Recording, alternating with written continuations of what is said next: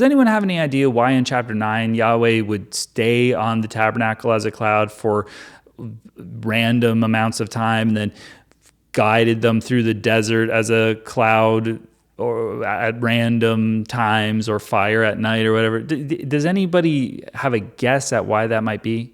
Like, we get it. Like, when it's on, you don't travel, and then when it's off, you do travel. Yeah. So sometimes it was on there for like 2 days and they didn't even do anything.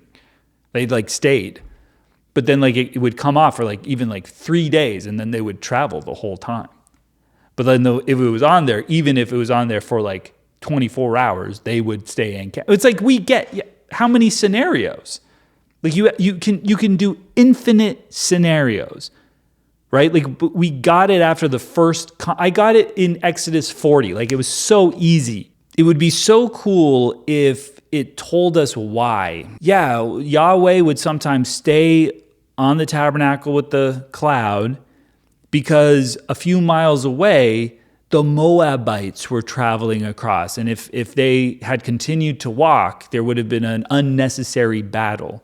So they encamped.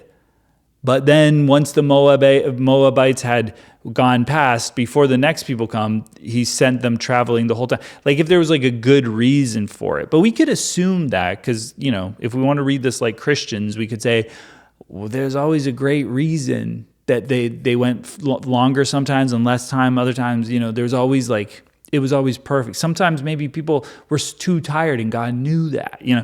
There's all sorts of dumb things that you can make up, but I think this is just being written this way to say, like, isn't that cool? They just like always followed what God said. So that and